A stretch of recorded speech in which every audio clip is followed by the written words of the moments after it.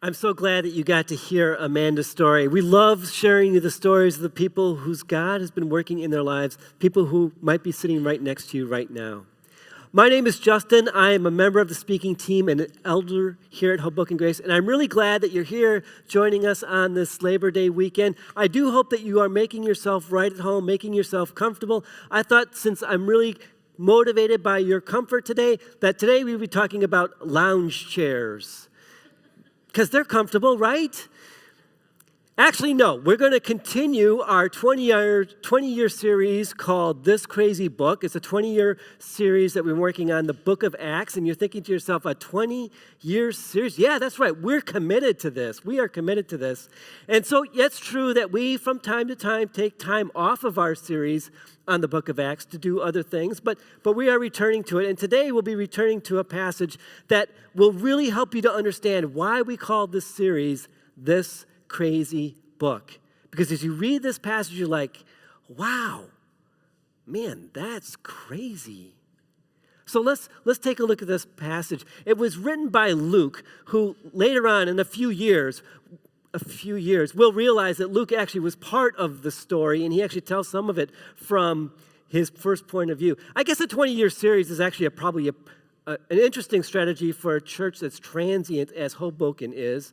I mean, can you imagine this conversation? Hey, did you hear that I got the opportunity to go and be the district manager in Chicago? I'm really excited. You are, but wait, what about that series in Acts? In a couple years, they're going to be talking about Saul. I don't want to miss that. Oh, you're right. So it's an interesting strategy nonetheless. But we're going to go take a look at Acts chapter 5, verses 12 through 16. It says, the apostles were performing many miraculous signs and wonders among the people. And all the believers were meeting regularly at the temple in the area known as Solomon's Colonnade. But no one else dared to join them, even though all the people had high regard for them. Yet more and more people believed and were brought to the Lord, crowds of both men and women. And as a result of the apostles' work, sick people were brought out into the streets on beds and mats, so that Peter's shadow might fall across some of them as he went by. Crowds came from villages around Jerusalem, bringing their sick and those possessed by evil spirits, and they were all healed. Wow. You know, when I first saw that this was the passage I was going to be speaking on, and I realized it was 6 sentences, I thought, am I going to have enough to say? But now I realize we're going to be talking about miracles. So I'm going to tell you everything I know about miracles and try to cram it into the 3 hours that we have together. I'm kidding. Some of you are here for the first time. You're like, what, 3 hours? I didn't know. No, I won't be talking for 3 hours. And you might think to yourself, I've experienced the miraculous. I got a great parking spot out front today. But I want you to know that's not miraculous at all. It's just Labor Day here in Hoboken. Maybe next week when you get that prime parking spot, that might meet. No, not at all. I remember my first encounter with miraculous signs and healings. I was really young. I just started following Jesus Christ, just started on this journey. And the guy on stage had said, hey, everybody, you should be here next week. Come on Friday night. We're going to have this healing service where people who have physical needs are going to come and be healed. And I thought, well, okay, that doesn't really apply to me. But he said, no, everybody should be there. So I went. And as I'm there, I would love to tell you all the interesting details about the experience, but it ended up being a very awkward event for me because I was putting my hand on some gentleman's ear in preparation for his ear to be healed. And we were praying for like 10 minutes with my hand on this guy's ear. And then at the end of the service, he couldn't hear any better than he could before. I was so embarrassed. I thought, I must have done it wrong. I did something wrong. And the interesting thing is that he was just as embarrassed because he felt embarrassed too that he didn't get healed and somehow he had failed me. And we could barely even look at each other. It was really awkward. But it really informs something about these crazy stories about miraculous signs and miraculous healings, which is that they are remarkably improbable. They're not commonplace at all. They don't happen all the time. That's what parts of what makes them crazy stories, is that it's not a common everyday event. And I love crazy stories. I do. I may love crazy stories more than most people, but I really love any story that starts out, "You would never believe what happened to me." I wouldn't either if I hadn't been there, but I got to tell you what happened. I love stories like that. I love them. I think you do too. I think you do. I think I have pretty good evidence that you do, because that's where clickbait comes in, right? Clickbait on the internet is all about, hey, check out these 18 cats you'll never believe. Or, hey, look at these 27 Tumblr posts that won't fit on a headline. Or, Robert Downey Jr. wants to sing with Sting, but he's embarrassed and nervous and he can't do it. But when he opens his mouth, it's unbelievable. And click, click, click, click, click. We follow those links and figure out we wanted to be there. Yes, crazy stories. We want to see the improbable, the unexpected. We wanted to be there. That's part of what makes a crazy story is you kind of want to be there. Not every story is like that. I remember once I was scuba diving with my buddy, and it was kind of turbid and murky, and out of the darkness, appeared this very large shark. It was huge. It was way bigger than either one of us. And as it's swimming towards us, we kind of look at each other like, wow. And then it turned and started swimming off into the darkness. And I turned and started swimming after the shark, because I wanted to see where it was going. And my buddy's like, mm. And later he told me, no, I did not want to be part of that crazy story. I did not want to be there when you and that shark met up. No way. And when I tell that story, most of you agree, yes, I would not want to be part of that crazy story either. But this crazy story, the one that we're reading in Acts today, yeah, I think we'd want to be there. I mean, listen to 2 points of it. It says, the apostles were performing many miraculous signs and wonders among the people. Crowds came from villages around Jerusalem, bringing their sick and those possessed by evil spirits, and they were all healed. Pretty cool. Crazy, but cool. I think we'd want to be there. What do you think? What's your immediate reaction to that story? You know, there's a couple of reasons why we want to be there in these crazy stories. Maybe you know somebody who needs that kind of healing. Maybe there's somebody in your life who could use a miraculous sign, a miraculous healing. Or maybe it's because we want miracles to do something for us. We want miracles to confirm our existing beliefs. We want miracles to confirm our existing beliefs. But it turns out that that's not the case what they do. In fact, even if it were, it wouldn't really help us that much, right? We have a class called Rhythms, and one of the things that we talk about in our Rhythms class is that we're forgetful. And you might have actually been there at some miraculous event, some improbable event, and you would have an immediate impact. But then as the months and the years passed, it would have less of an effect on you. We see this, right? As we read the scriptures and we hear about people who are there for these incredible, amazing, miraculous events, we see that it doesn't affect them long term. And that's because that's not what it's necessarily designed to do. It's not designed to confirm a belief that I already have. No, what miraculous events are designed to do is to show that God has placed his authority on somebody who is speaking for him. In other words, he's placed his approval on what they're saying.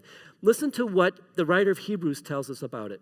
He says, and God confirmed the message by giving signs and wonders and various miracles and gifts of the Holy Spirit whenever he chose.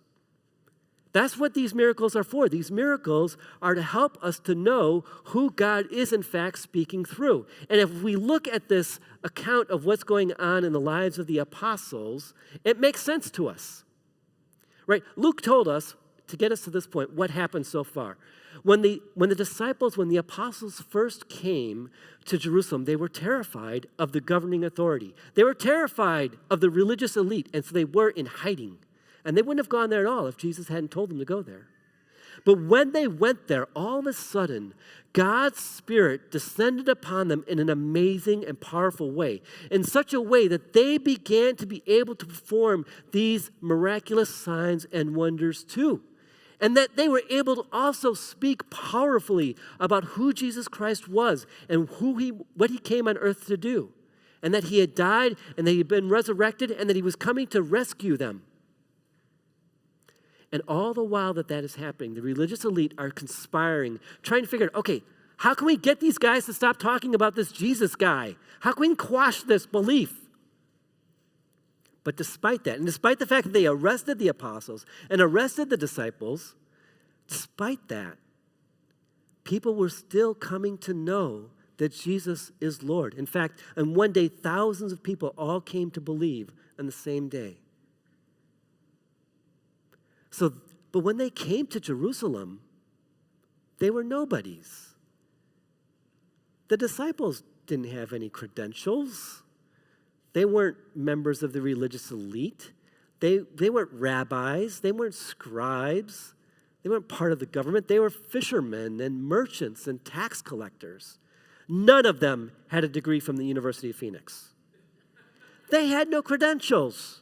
And so God needed to communicate, hey, these are the people who are bringing this paradigm shift. These are the guys who are communicating what I am actually doing in the world right now.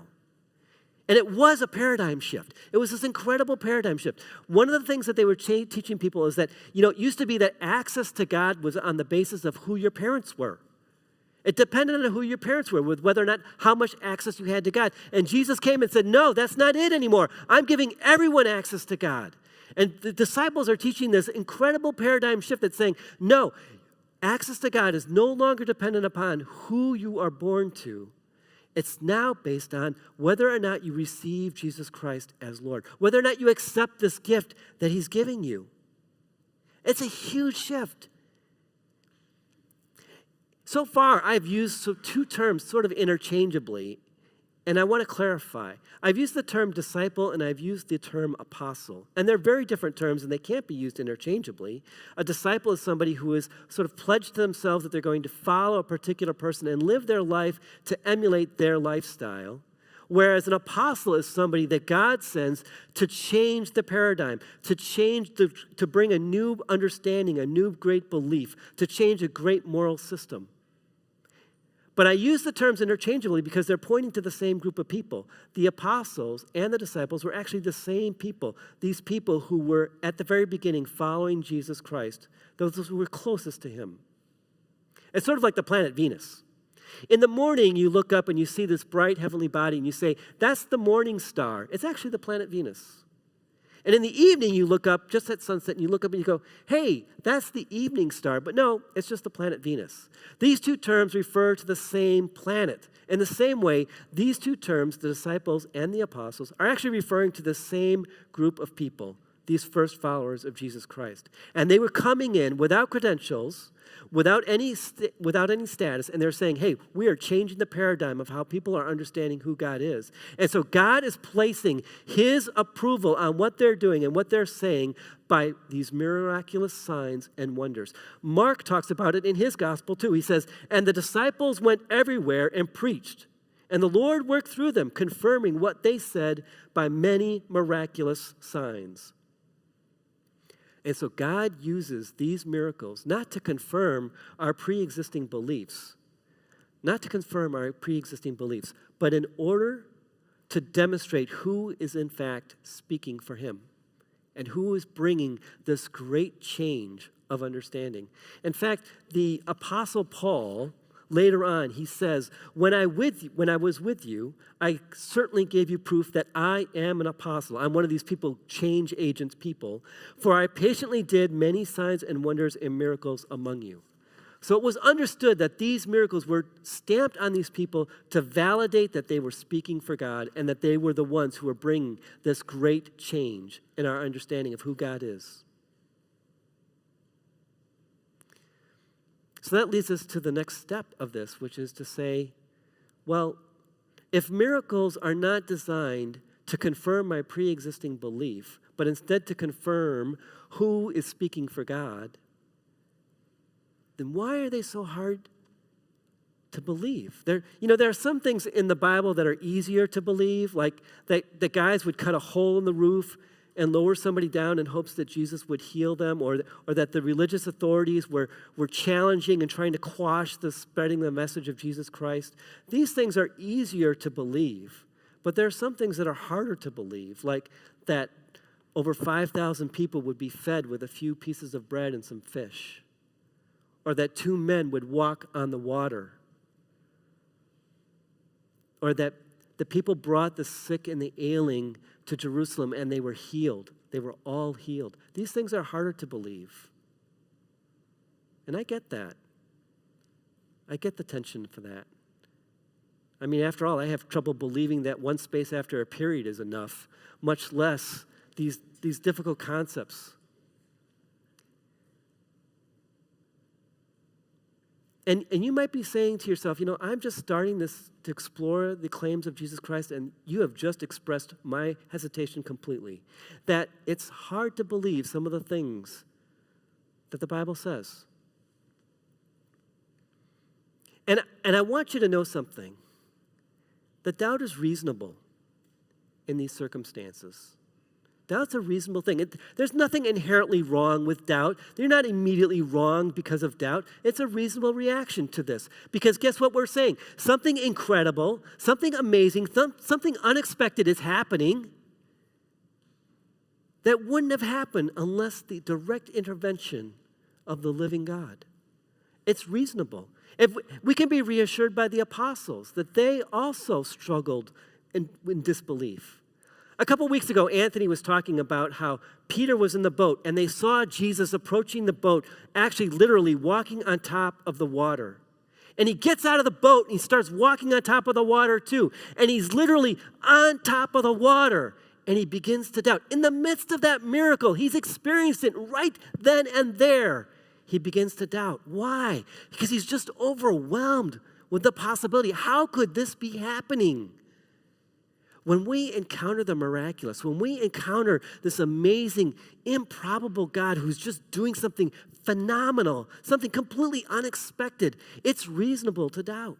It is. We look at the disciples and how they reacted to the resurrection, and we'll see that they doubt in the midst of it. So let me set the stage. Jesus has died on the cross. They saw him dead. They buried him. Then a few days later, they see him, that he's alive again, and they have these meetings with him where they encounter him on the road, and they're sharing their experiences of how they've encountered the living Jesus again, and all of a sudden, he's there in their midst. And listen to how Luke records it. He says, just as they were telling about it, Jesus himself was suddenly standing there among them. "Peace be with you," he said. But the whole group was startled and frightened, thinking they were seeing a ghost. "Why are you frightened?" he asked. "Why are your hearts filled with doubt? Look at my hands, look at my feet. You can see it's really me.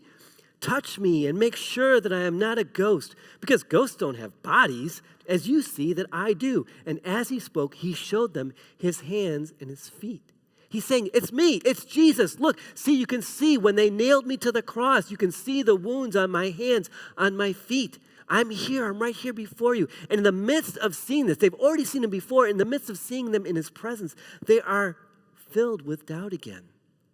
In the midst of this amazing miracle that is just incomprehensible, improbable, outside their expectations, it's reasonable to doubt. It goes on to say, still they stood there in disbelief, filled with joy and wonder. Then he asked them, "Do you have anything here to eat?" And they gave him a piece of broiled fish, and he ate it as they watched. In the midst of this, they are recognizing, wow, this is an amazing event. And they are filled with joy. They're filled with joy and wonder. But it's still overwhelming to them. It's still overwhelming to them. It's reasonable to doubt. But we can't let doubt control us. We can't let doubt dominate us. Carlo Broussard wrote a response to David Hume about his comments about miracles.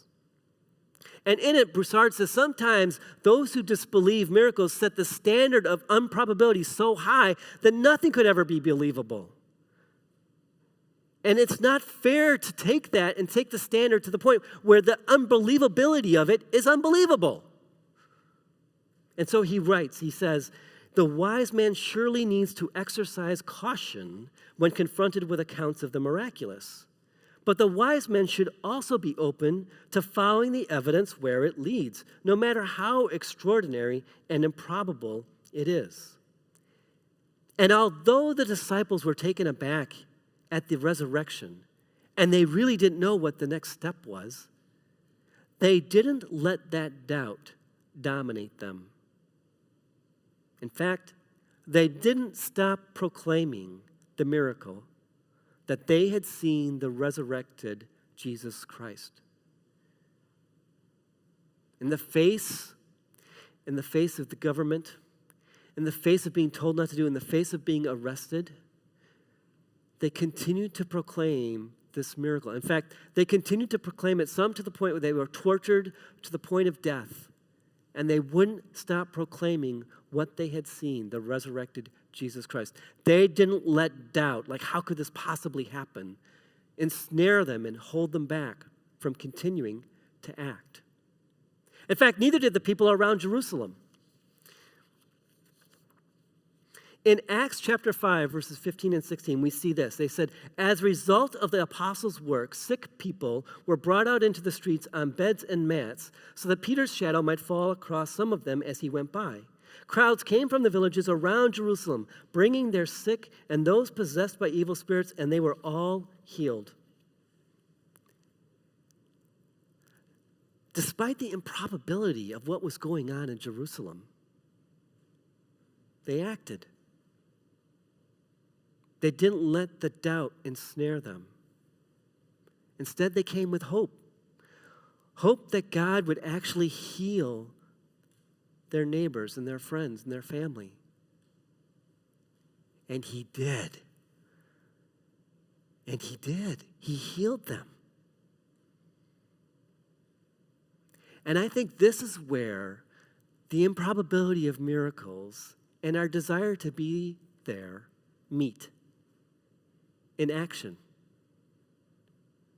And I could feel the hesitation, like, wait, you want me to actually act on these crazy stories? The Onion never makes me act on crazy stories. BuzzFeed only asks me to make quizzes. Of course not, they're fake news.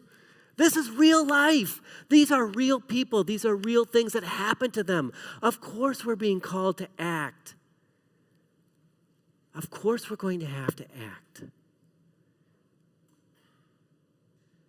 And as you think about the miraculous, as you think about what's going on, and sometimes we get caught up in the physical miraculous, but really, nowadays, we treat physical injury differently than they did 2,000 years ago. We encounter that in a different way than they did. But now when we think about those who are injured and those who need healing, we often think about what's going on inside. That they feel despair. That they feel destitute. They feel rejected. They've been manipulated, or they've been manipulators. Something horrible has happened to them, or they've done horrible things. When we think about healing today, we often think about what's going on inside of us. And it's not because I want to diminish the word miraculous, or I want to diminish the word improbable, and I want to take away and say, oh, this is commonplace. No, it's still miraculous. But when we think about the brokenness that we experience, we can then realize that God still intervenes. Just because the miraculous is improbable does not mean that God still isn't at work in our lives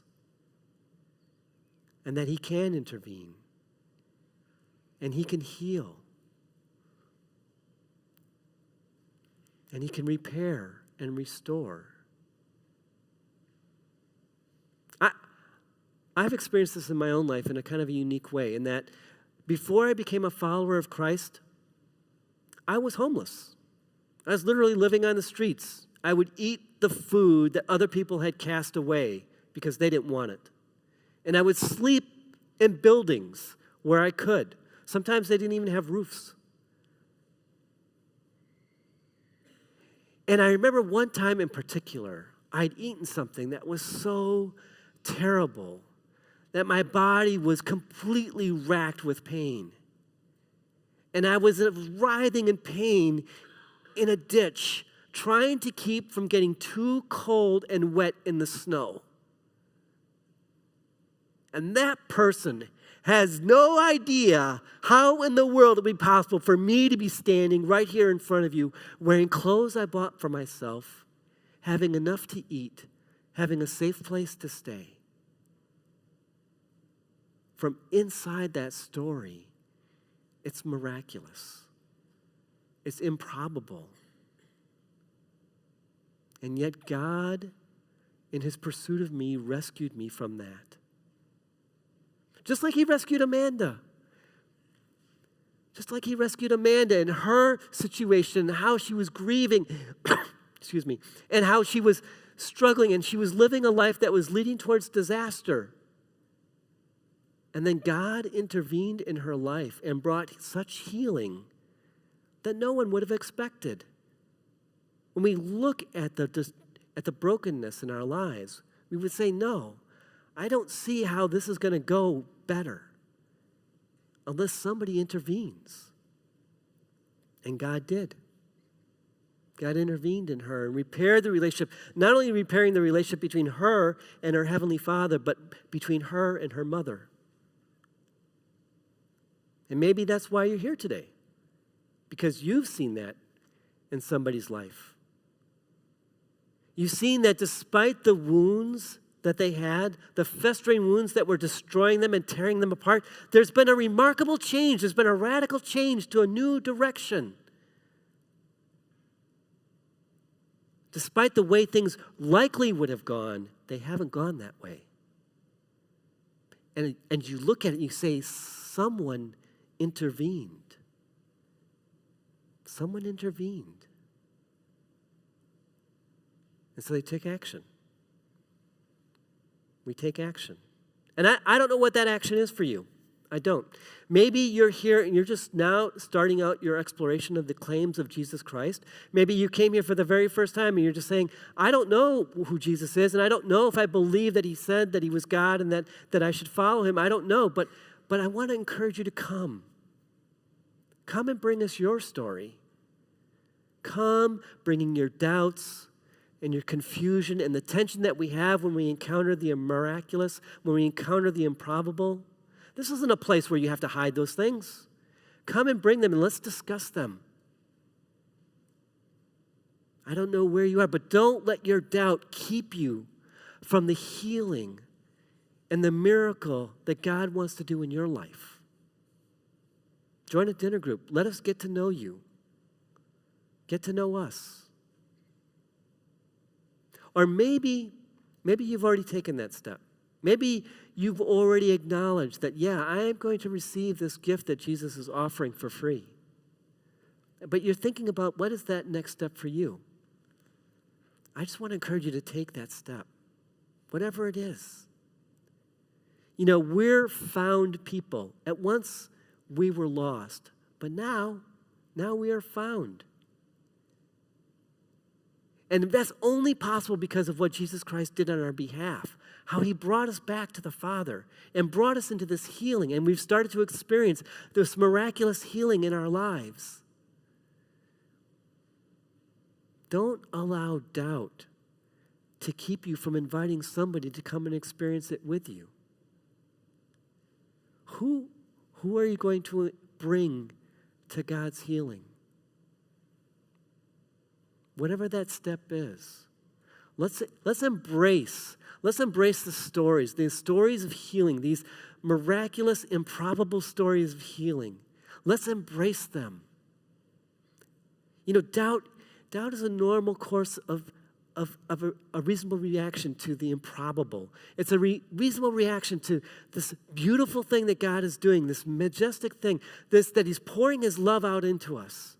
And even though we might forget, he keeps pouring it out. He keeps calling us and telling us about this amazing love he has for us.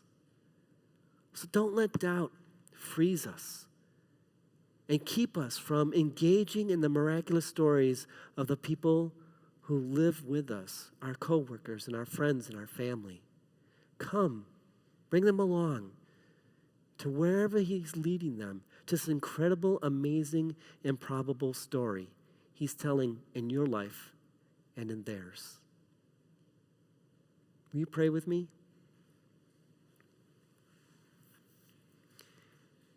God, you are amazing. The way in which you continue to pour your love out on us is so great. That you have chosen to heal us, that you have chosen to rescue us. We're so grateful. And that you keep reaching out to the people around us, that you're not satisfied, but you want to bring more to know you. Thank you so much. Help us. Help us to have the courage to take that next step, whatever it is.